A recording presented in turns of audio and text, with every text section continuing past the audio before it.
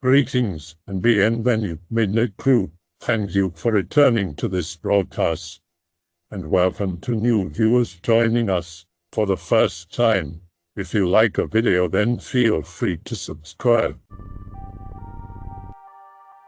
I was probably about 18 years old.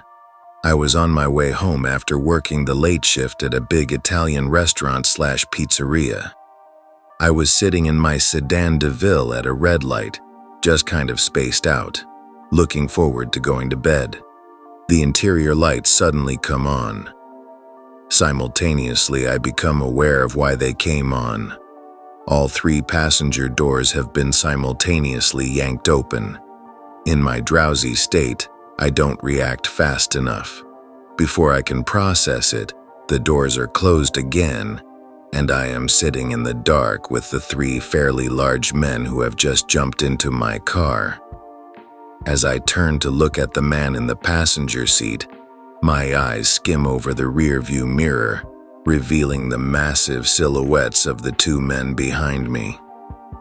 The man in the passenger seat next to me is wearing a plaid flannel shirt and has a beard. As soon as I make eye contact, he shouts, "My brother just had a heart attack. He lives at the bottom of the hill in the old St. Francis. You gotta take me there." He looks nervous and agitated.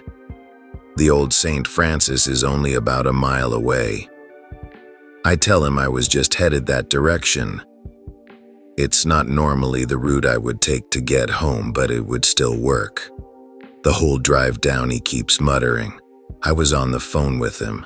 I was on the phone with him. I heard the receiver drop." He kept gasping.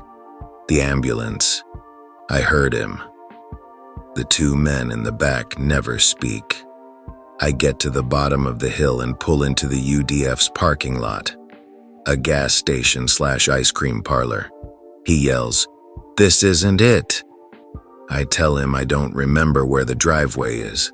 He started to say something else before probably remembering that it would take longer to double back on the one-way streets than to just run a few hundred feet and then up the steps into the building. He quickly opened his door. On cue, the two back doors open a split second later and the men in the back exit. He tells me this is fine. The two back doors shut. The man in the front seat also exits.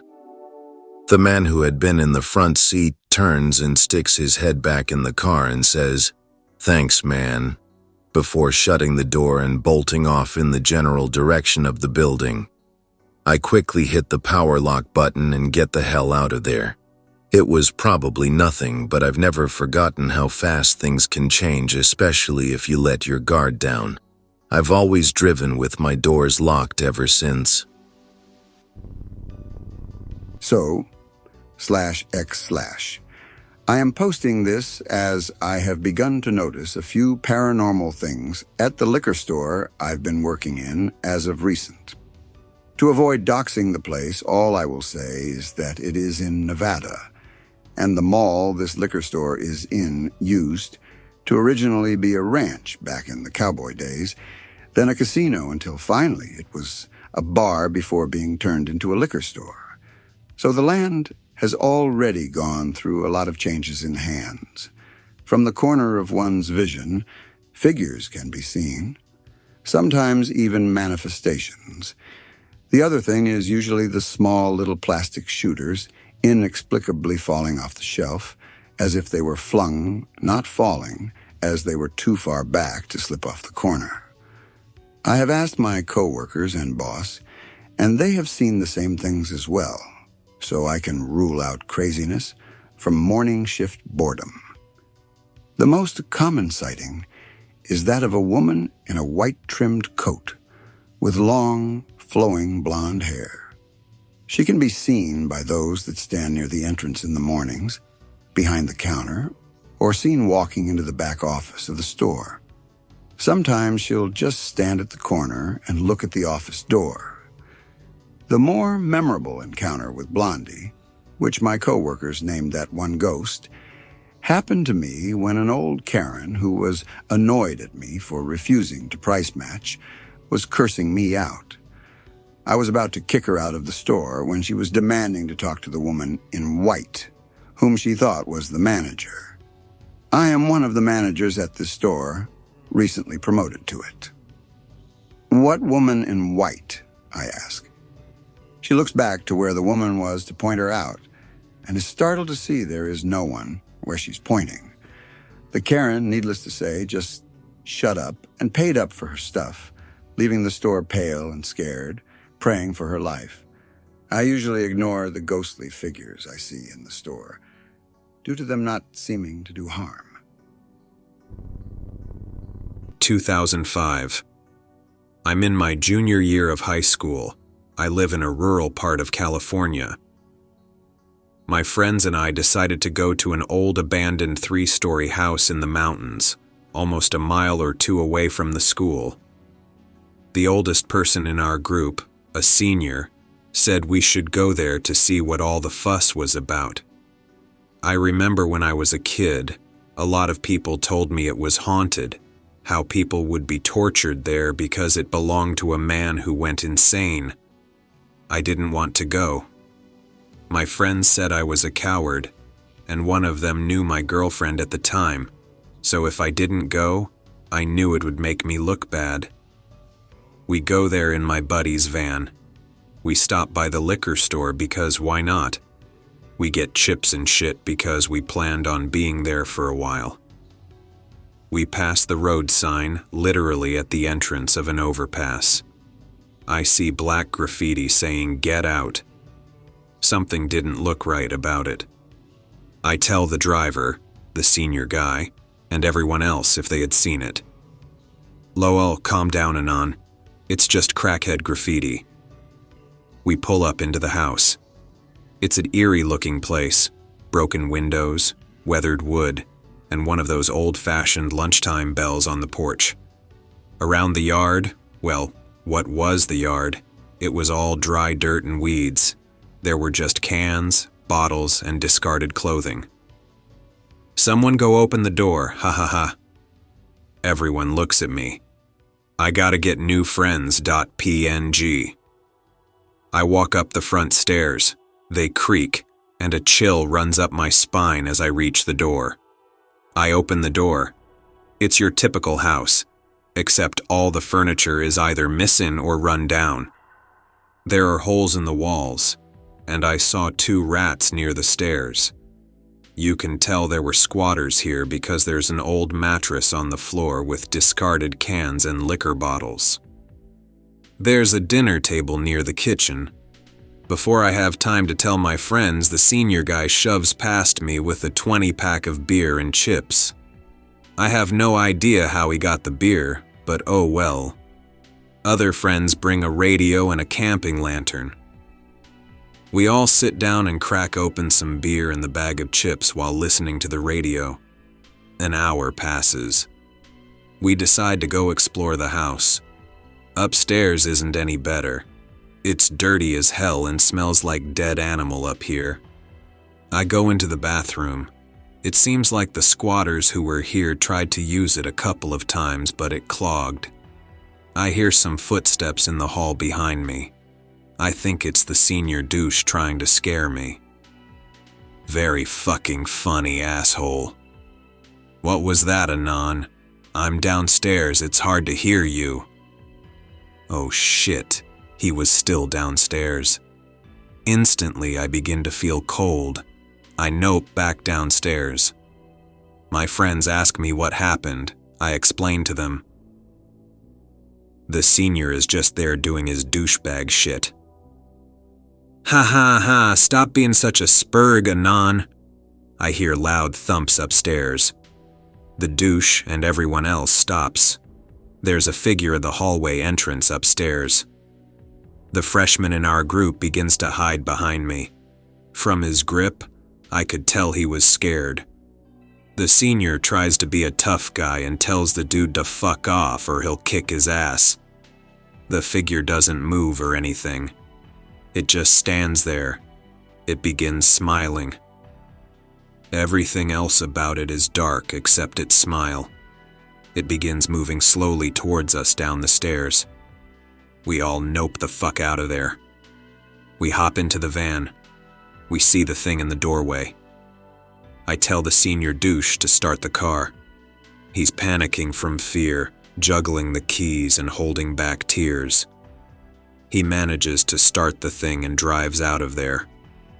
Down the road, leading back to the overpass, I hear the bell from the patio chiming. Chills run up my spine from the chiming. The freshman begins losing it and starts crying. I tell everyone we should go to my place because it's closer until sunrise. Everyone agrees, except the freshman kid because he's on the brink of a mental fucking breakdown. We stop at my place, pull up, and everyone spends the night there. My parents weren't home anyways. No one slept that night. We all stayed up watching TV. I didn't take any chances, so I got my dad's shotgun and stayed in the living room with everyone else. The next morning, the senior has a pale face and bloodshot eyes, same as yesterday. Everyone in the group, since I didn't mention it before, it was just 5 including me, is getting ready to leave. While everyone is going to the van, the freshman is shaking in fear near the door. I feel bad for him, so I tell them to just leave him here to chill a while, and I'll call his parents or something to come pick him up. The senior doesn't even care, and just drives off with the 3 other guys. I chill with the freshman for a while. He seems to have calmed down a lot, so I call his parents. They come pick him up. His mom asks me why he's scared. I tell a white lie and say he watched a scary movie and couldn't sleep. The freshman doesn't argue because he doesn't want his mom to think we gave him drugs or some shit. Yeah, we saw a scary movie last night, Mom. I couldn't sleep. I decide to go to the liquor store to get some energy drinks, and I see a homeless man there. I know him pretty well, so he walks up to me and says hi. We talk for a while, and I tell him about last night. His face is usually with a slight smile, but it goes to a blank, scared stare in an instant. I tell him, "What's wrong?" He told me he saw that same figure when he was staying up there a few weeks ago, and he saw more than just a smile on it. He said he was staying in the attic when he heard the front door slam downstairs. He woke up and grabbed his hobo knife, an old green switchblade, for protection. He saw what he thought was another homeless person. He said the guy was rummaging through an old pile of rags with some blood on them. He said he looked like a middle-aged African-American male with a full bald head and sunken eyes. The hobo calls out to the guy downstairs. He turns around to reveal the figure we saw last night, except his eyes were black, and he was wearing ripped-up pants with old torn-up boots. Also, his skin was full of gashes and cuts, along with that fucking smile. He kept saying how that smile was the thing that stood out the most. It looked like a set of animal teeth or something. He was also gripping a fucking hatchet with some blood on it. The hobo then said he made a makeshift rope and climbed out the attic window and ran towards the high school down the mountain. He didn't stop running until he got there. He said he could hear it laughing, not like a regular funny laugh, but the laughter of a madman. I feel like my heart is about to explode. He said he had to go because the buses leave around this time. Before he goes, he says he tries to warn people, but they never believe him nor listen. I never talked about it again until now. I heard recently the house got demolished, and they found human bones and shit under the crawl space along with some makeshift weapons. Shit still creeps me out to this day. Not paranormal, but it creeped me out. Last winter. I live in Edmonton, Alberta, so it's cold, minus 30 degrees Celsius or so. My roommate finishes his closing shift at the liquor store at 2 a.m. on a weeknight. I go to pick him up so he doesn't freeze to death walking home.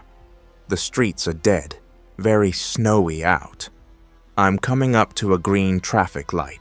A cop with his lights on comes through the red light.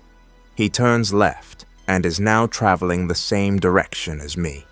He pulls over on the side of the road. I pass him, get my buddy from work, turn around, and start heading home. I see cop lights up ahead. I see about 5 cop cars parked in a row on the road. Officers are walking up and down the sidewalks. 2 have dogs. 2 more are talking with a lady who looks shook up, slumped shoulders, hugging herself. I pass them and turn onto our street a few blocks up. A couple of blocks further still, nearing our house. I see a random guy walking slowly or stumbling down the middle of the road with his back to us.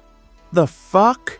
It's minus 30 degrees Celsius, snowy, 2 a.m. on a weeknight. Who the hell is walking down the middle of the road? I park on the street outside the house and hop out of the truck. I watch the guy stumble left, stumble right, bend over and put his hands on his knees, then continue walking. He's moving extremely slow, but he's about a block up at this point. I walk out into the middle of the street to get a better look at him. After about 10 seconds, the guy stops dead. He slowly looks back over his shoulder at me. It's too dark and far to see his face. The guy just stands there looking back at me. I remember all the cops from earlier and decide I'd rather not fuck with this guy. I nope my way into the house, not sure if he was the guy the cops were looking for, or if he was just drunk and trying to find his way home.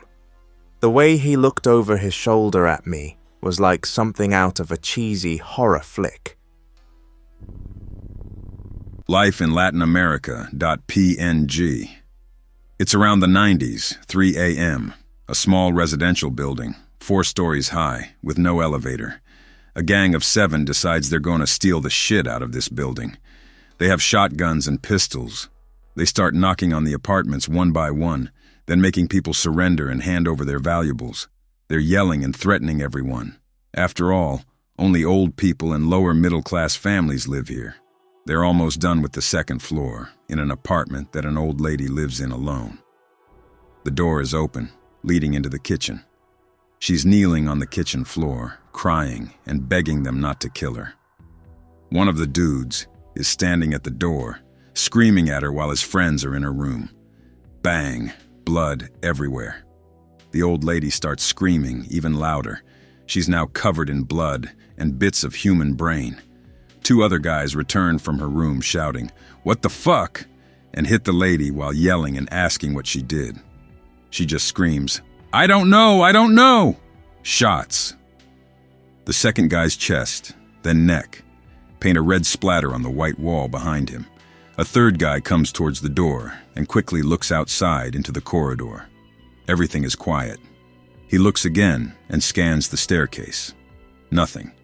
By now, the other dudes are coming to the apartment, wondering what the fuck is going on, yelling at each other. They get ready and start going up to the 3rd floor. One leads, yelling that they're going to kill everyone in there. The moment he gets to the first step leading up, his brain matter exits his head in tiny mushy bits. They take cover and start aimlessly shooting until they're pretty much out of ammo. Silence. Out of nowhere, a bald, chubby, middle-aged man in his underwear goes into view. He proceeds to kill them all, 1 to 2 shots each. He walks down, kicks the guns away, and sits on the staircase waiting for the police. Be it bad luck or fate, the criminals simply happened to pick a building where a former captain of the Special Ops lived. 2 years ago, I was working an overnight shift. I am a paramedic in a small town in New York, and I won't get more descriptive than that in regards to location. The ambulance company's headquarters is basically 2 medium-sized buildings. one of which has the ambulance bay attached. The other building is where the employees spend their time, basically like a firehouse. The building with the garage attached to it is over 100 years old and used to be a funeral home until 1945. That is when it was converted to the first ambulance agency in the area. At the start of my shift at 12, I completed a Part 800, which is basically a checklist to ensure all my equipment is present and in order. My partner was with me at this point. After we finished, we moved back to the other building and started watching TV. I realized that I'd left my set of ambulance keys in the truck, which is basically a big no-no for the company I worked for. I told my partner I would be right back and that I left the keys in the ambulance. I didn't bother turning on any lights in the other building because I knew the layout, and the ambulance cabin lights turn on when you open the door, so I would have no trouble finding the keys. As I walked towards the ambulance, something just felt off, as if there was another being watching me. It was at this point that I felt something brush up behind me, and then I heard an unintelligible whisper in my right ear. I lost my shit and sprinted out of the building. I am a very rational individual and never believed in the paranormal until that moment. My first time posting on /x/, something that happened a long time ago. Be me, probably age 12, maybe 14, during Christmas break. I'm asleep in my bed upstairs when I wake up having to pee really badly. I sleepily stumble out of bed and over to the bathroom. The house is old, creaky, a brick estate house like you see all over New England. I get to the bathroom and sit down on the toilet. There's a full moon on fresh fallen snow. I don't even turn the bathroom light on. It's so bright. The toilet is right next to the window. The bathroom is on the second floor of the house. I look out at the backyard, trying to spot any wildlife or the like, as we have deer and pheasants aplenty in these parts. Nothing. Oh well, I keep looking around, almost done pissing, when my eyes are drawn to the tree line, about 120 feet away. Nothing that I can see out of the ordinary, but this one spot at the tree line seems wrong. I keep staring at the spot. No movement, no nothing, just an unsettled feeling. I finally realize that this particular area of the yard is too dark. Even for nighttime, it's way too dark. I keep staring, happy I'm still sitting on the can. Suddenly the darkness begins to move. Not like an animal. It moves like liquid shadow. I know it's cheesy. It begins to flow along the tree line, on a path taking it parallel to the side of the house I'm on. I keep watching, feeling a cold compression in my gut. I lean closer to the window to see better and gently bump my head against the pane. Clink. A minute sound. I could barely hear it myself. The darkness immediately stops. Oh shit.jpg. Part of it, what I dare call the head, flows around and appears to look right at my window. I keep watching, very, very scared now. The darkness remains still, but I get the distinct impression it's staring right at me, and it is not happy. As I keep staring, the darkness begins to fade. The next day, I check out the snow around the tree line and find nothing out of the ordinary. Lame story, I know, but it's the only scary story I have that actually happened to me. I drive a taxi for a living. It's around 9 at night. I see this elderly woman staggering along the sidewalk. Her back is unnaturally arched in, like the reverse of a hunchback. Her hands are flopping about in a T-Rex position. She sees me and starts picking up her pace in my direction. Thinking she may need to get to a hospital or something, I stop and let her get in. I ask her where she wants me to go, and she leans up into the front. Her eyes are bugged out and yellow. Her mouth is shriveled up. She smells rotted. She merely points ahead and grunts. We drive for 15 minutes, and she taps my left or right shoulder for directions. The whole time, nothing but her grunts and whistling breath in my ear are all the sound that accompanies the drive. Suddenly, she slaps my chest, and I hit the brakes. She gets out and staggers away into a nearby alley in a stilted, almost mechanical fashion. I didn't charge her. I was too afraid to. Some viewers may find the following video disturbing. Viewer discretion is advised. Be me, live in El Salvador. My parents own a house in a ghetto. The people we rented the house to haven't paid in 6 months. My parents tell me to go there and check out the house to see if there are people still living in it, and if I can, collect the rent.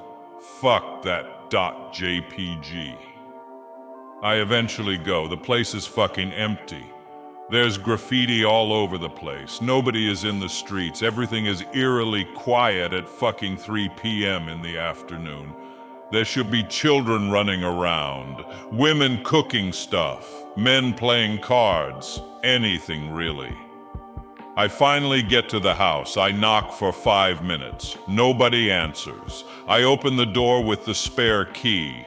The stench of rotting food and the clogged toilet makes me feel instantly nauseous. Trash is all over the place. As I'm checking the last room in the house, I hear some voices translating from ghetto Spanish. Hey, looks like somebody came here. Shit, could it be the cops?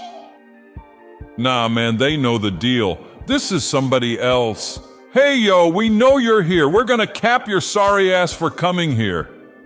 I could feel my fucking soul leaving my body. I hear how they are checking each room. I notice some dirty rags covered in shit and vomit in a corner. Fuck it. My life is in danger. I cover myself with the rags. Turns out there are some blankets and curtains here. They must have been using them to wipe their asses and clean their puke. I curl into a ball and hope God saves me. I see a guy coming in with a fucking revolver. He looks around a little bit. He even kicks another mound of rags on the other corner. Shit, the house is clean, bro. Ain't nobody here. I can feel my soul coming back to my body. Thanks, God Almighty. All right, let's pop this fucker.